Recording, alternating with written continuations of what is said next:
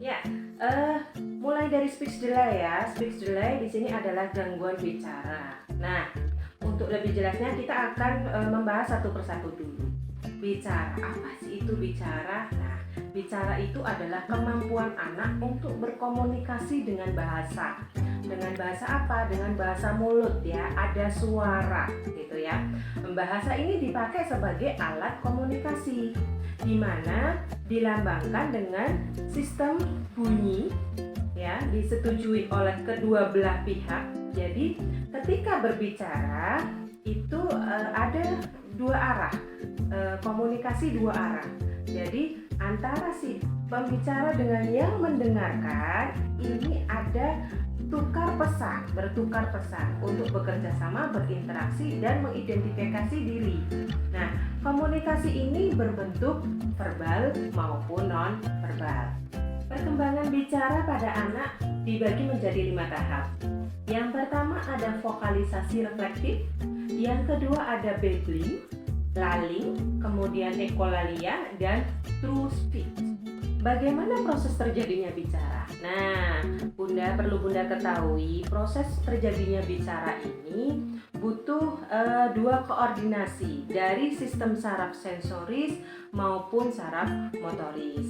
Nah, saraf sensoris ini siapa saja yang termasuk di dalamnya? Yaitu ada pendengaran, penglihatan, dan rasa raba yang berfungsi untuk memahami apa yang didengar, apa yang dilihat, dan apa yang dirasa. Sedangkan untuk sistem saraf motoris itu mengatur laring dan alat-alat untuk artikulasi di bagian pengecapan ini dan bertanggung jawab untuk pengeluaran suara ya. Nah, proses bicara ini mulai dari suara, kemudian ada dipengaruhi juga oleh lubang telinga yang bergetar ya. Kemudian di dalamnya itu ada membran timpani dan 3 tulang-tulang kecil, sehingga nanti akan diformulasikan dalam bentuk artikulasi sensorik dan motorik di otak yang mengontrol gerakan bicara. Bunda, untuk keterampilan oral motor ini kita butuh loh pondasi. Apa saja sih pondasi yang bisa membantu untuk kemampuan bicara? Yang pertama adalah pengatupan bibir. Nah, apabila Ananda atau anak kita itu mengalami gangguan di dalam membuka mulut ya, misalkan dia membuka mulutnya cuma gitu ya, tidak gitu ya. Nah, itu nanti akan mengurangi atau dapat menghambat suara yang akan keluar dan pembentukan pengucapan yang keluar. Kemudian yang kedua, pergerakan lidah ya. Karena lidah ini berfungsi juga untuk pengucapan ya beberapa huruf. Misalkan lidah ke atas, ke samping, kiri kanan, kemudian ke bawah. Ini akan membantu dalam Ananda ini untuk mengucapkan kata. Kemudian pola mengunyah.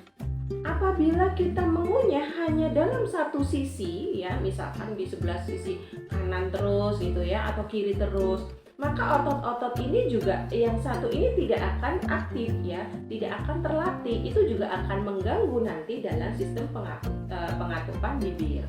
Kemudian diskriminasi taktil dalam mulut. Jadi ada sensitivitas di dalam mulut ini. Jadi kalau biasanya kalau di fisioterapi di oral ya, itu dia masih sensitif sekali. Kemudian ketika kita gosok gigi itu kok masih sering kayak mau muntah seperti itu. Nah, ini tandanya dia masih ada diskriminasi taktil ya, ada gangguan sedikit sensoris di bagian taktilnya di dalam mulut.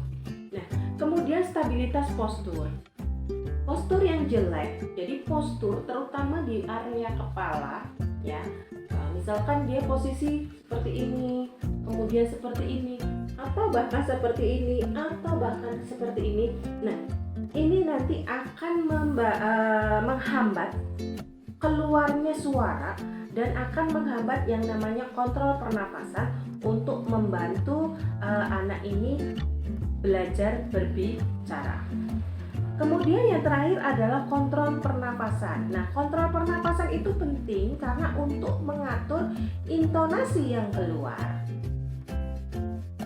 Nah, sekarang ciri-ciri apa sih yang bisa kita perhatikan apabila anak ini mengalami gangguan permasalahan di oral motor atau di sekitar mulut, ya? Yang pertama ditandai dengan sering ngeces atau keluarnya air liur yang berlebihan.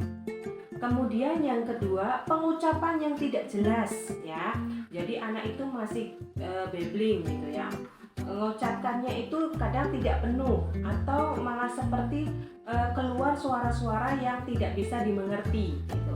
Kemudian pilihan makanan yang terbatas. Jadi ada beberapa anak itu kalau dia itu teksturnya agak keras, dia susah untuk menelan. Kemudian yang terakhir itu adalah kebiasaan makan yang berantakan.